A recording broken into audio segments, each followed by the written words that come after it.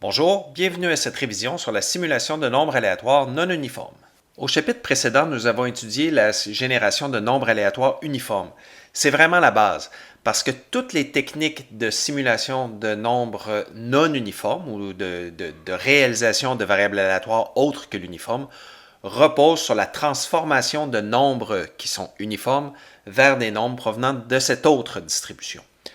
Donc, le concept de transformation de variables aléatoires que vous avez vu dans votre cours de probabilité joue un rôle vraiment important dans la simulation de variables aléatoires non uniformes. La technique la plus simple pour générer des nombres provenant d'une distribution quelconque autre que l'uniforme repose sur un résultat de probabilité quand même assez intéressant qui dit que si on applique comme transformation à une variable aléatoire précisément sa fonction de répartition, alors la nouvelle variable aléatoire ainsi créée a toujours, peu importe la variable aléatoire de départ, peu importe la distribution de départ, donc la distribution de la variable aléatoire qui est le résultat de l'application de la fonction de répartition sur une variable aléatoire, donc cette distribution-là est toujours une distribution uniforme. Quand même assez intéressant comme résultat. Donc si on prend ce résultat-là puis qu'on l'applique à l'envers, donc si on applique plutôt la fonction de répartition inverse, ou ce qu'on appelle aussi parfois la fonction de quantile, donc si on applique la fonction de répartition inverse à une variable aléatoire uniforme, ben alors on obtient une distribution, une variable aléatoire qui est distribuée selon la fonction de répartition de la variable aléatoire x. Donc c'est un résultat qu'on peut utiliser pour générer des nombres de n'importe quelle distribution. Okay, on peut, dans la mesure, évidemment, où la fonction de répartition inverse existe, puis a peut-être une forme facile à utiliser. Malheureusement, il y a très peu de cas où on peut inverser la fonction de répartition explicitement. Vous voyez, quand on fait des exemples pour la méthode de l'inverse, c'est l'exponentielle, la distribution de Weibull, c'est à peu près tout. Okay? Il y a très peu de fonctions de répartition que l'on est capable d'inverser explicitement. En fait, il y a même des lois de probabilité que vous connaissez dont la fonction de répartition n'a pas de forme explicite. Elle est simplement donnée sous forme d'une intégrale. Okay? Alors, la fonction de quantile est encore moins connue. Cependant, il est possible d'inverser une fonction de répartition de manière numérique quand même, en résolvant l'équation que vous trouvez au bas de l'écran, qui est la fonction de répartition évaluée à x moins u est égale à 0. Si on résout ça de manière numérique, et on verra comment résoudre ce genre d'équation-là numériquement dans la deuxième partie du cours, ben, vous êtes capable d'utiliser la méthode de l'inverse. Par exemple, dans Excel, vous avez très peu de générateurs de variables aléatoires non uniformes qui sont disponibles. Par contre, si vous devez générer des variables aléatoires non uniformes dans Excel, vous avez des fonctions de quantile pour un très grand... La plupart des lois de probabilité, vous avez la loi de quantile correspondante. Donc, vous pouvez utiliser toujours la méthode de l'inverse à l'intérieur d'Excel pour générer des nombres aléatoires non uniformes. Sachez simplement que la fonction de quantile qui semble exister dans Excel, puis vous dites, mais oui, mais on ne la connaît pas, la véritable fonction de quantile, c'est qu'elle est calculée de manière numérique à l'aide d'une équation similaire à celle qui vous est donnée ici. Il y a d'autres méthodes de simulation de variables aléatoires non uniformes qui vous sont présentées dans le chapitre, mais je ne les passerai pas en revue ici. Pensons entre autres à la méthode d'acceptation-rejet. Pour celle-là, il y a déjà une vidéo qui existe qui, je crois, fait un assez bon travail pour vous expliquer plus en détail comment fonctionne la méthode d'acceptation-rejet. Dans les faits, plus souvent qu'autrement, vous allez pouvoir utiliser des outils qui sont déjà disponibles dans des logiciels, entre autres dans R, pour simuler des variables aléatoires, des observations de variables aléatoires non uniformes. Alors, je vais plutôt ici passer un petit peu de temps pour mieux vous expliquer les fonctions de simulation qui existent dans R. Tel qu'expliqué dans le chapitre, toutes les fonctions de simulation de lois de probabilité dans R commencent par la lettre R, pour random dans le fond. Alors par exemple, pour simuler des nombres aléatoires provenant d'une loi gamma, ben, la fonction à utiliser, c'est la fonction R gamma. Ce qui est intéressant également de regarder, c'est que ces fonctions de simulation de nombres aléatoires dans R sont toutes vectorielles.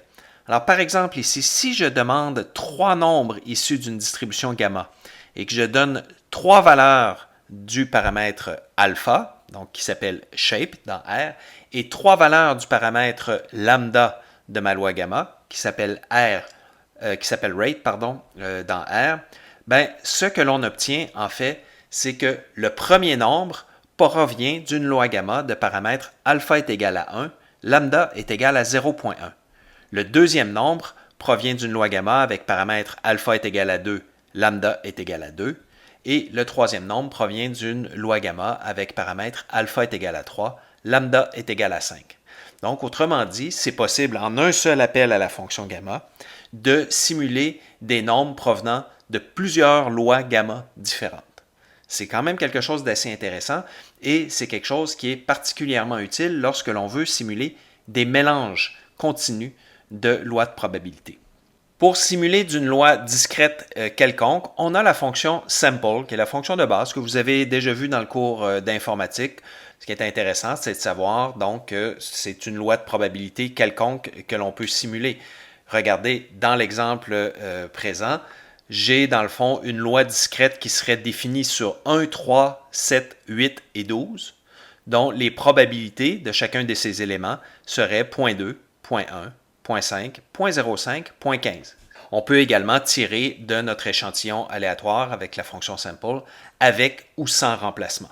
J'aborde également dans le chapitre des fonctions de simulation de ce que j'appelle les modèles actuariels, donc des modèles que vous êtes susceptibles de rencontrer dans la suite de vos études en actuariat. Il y a d'abord les deux types de mélanges, le mélange discret et le mélange continu. Vous avez une fonction dans le paquetage actuaire, R-mixture, qui permet de générer des nombres aléatoires d'un mélange de modèles. Donc, les arguments, le premier argument, c'est toujours le nombre de valeurs que l'on veut obtenir.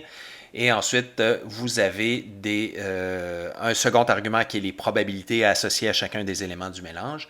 Et le troisième argument, et c'est là qu'il y a quelque chose d'intéressant dans les fonctions de simulation de modèles actuariels dans Actuar, c'est qu'on devait trouver une façon d'exprimer que je veux simuler d'abord, par exemple, ici dans l'exemple que je vous ai donné, avec probabilité P1 d'une exponentielle, avec probabilité P2 d'une loi gamma et avec probabilité P3 d'une distribution Pareto. Alors, comment est-ce qu'on fait ça tout en donnant les paramètres de chacune de ces lois de probabilité? C'est que, et c'est une syntaxe un peu que j'ai développée pour le paquetage actuaire, c'est qu'on donne on spécifie les modèles à l'aide de leur fonction de simulation de nombres aléatoires, par exemple REXP pour la distribution exponentielle. On donne dans cet appel de fonction les arguments de la fonction, donc ou les paramètres si vous préférez de la fonction, mais pas le nombre de valeurs qu'on veut obtenir. Il s'agit de laisser ça de côté. Ça fait des appels de fonctions qui sont incomplets. Donc, ces appels de fonctions-là, que l'on retrouve dans l'appel de la fonction RMixture, ce qu'il faut voir, c'est que le premier argument de ces fonctions, donc le nombre la quantité de nombres aléatoires que l'on veut obtenir, a été laissé de côté. Comme ces appels de fonctions sont potentiellement incomplets, il faut les mettre à l'intérieur d'une fonction qui s'appelle expression, qui crée des expressions non encore évaluées. C'est la fonction RMixture qui va s'occuper d'aller mettre à l'intérieur de chacun des appels de fonction la bonne quantité de nombres à générer et qui va s'occuper également d'évaluer ces expressions non évaluées. Dans le cas des mélanges continus, on n'a pas besoin d'une fonction pour faire ça parce que c'est quelque chose qu'on peut faire de manière immédiate en utilisant la propriété des fonctions de simulation de nombres aléatoires d'être vectorielles. Alors, pour générer un mélange continu entre deux lois de probabilité, par exemple, ici, une distribution binomiale négative dont le paramètre P proviendrait d'une loi bêta, ce qu'on peut faire, c'est simplement demander, par exemple, 5 nombres d'une loi binomiale négative et dire que le paramètre de probabilité est lui-même tiré au hasard d'une loi bêta. Ce qui fait que chaque binomiale négative a un paramètre bêta potentiellement différent, ce qui résulte en un mélange continu.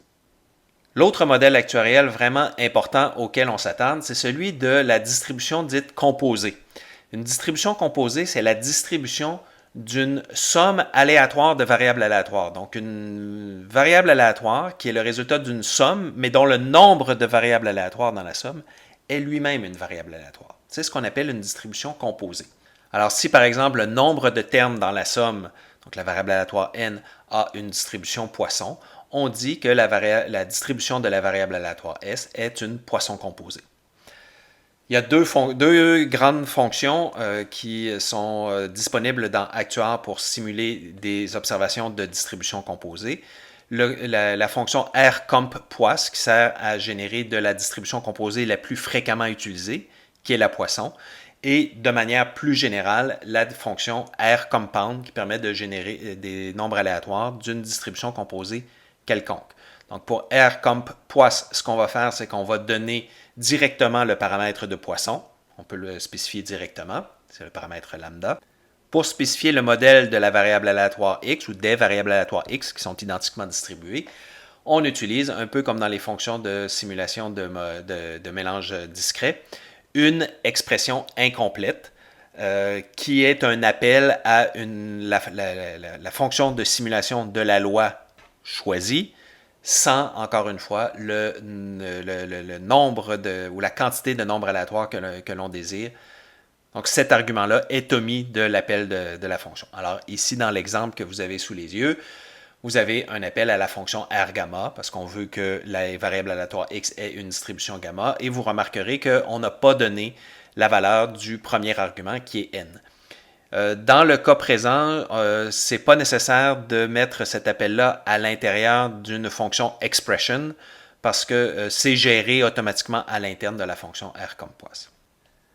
Ça fait le tour de la révision pour ce chapitre-là. Je vous dirais que ce qui est important ici, c'est encore une fois de vous rappeler quelles sont les techniques de base, comme la méthode de l'inverse pour générer des nombres aléatoires d'une distribution non uniforme. Mais au quotidien, ce que vous allez utiliser, ce sont bien davantage des outils qui existent déjà et qui utilisent des algorithmes beaucoup plus élaborés que la méthode de l'inverse, sauf certaines lois. En fait, vous pouvez aller voir la fonction de simulation d'une exponentielle dans R, ça utilise tout simplement la méthode de l'inverse.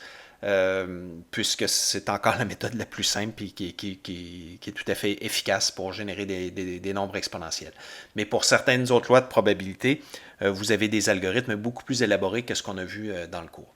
Alors, portez une attention particulière à être capable de bien utiliser les outils qui vous sont fournis pour générer des nombres provenant soit de distributions bien connues que l'on retrouve dans R ou dans Actuar, parce qu'Actuar offre des fonctions pour générer des nombres aléatoires pour plusieurs distributions additionnelles, ou alors les fonctions également dans Actuar pour générer des nombres aléatoires provenant de mélanges discrets ou de distributions composées.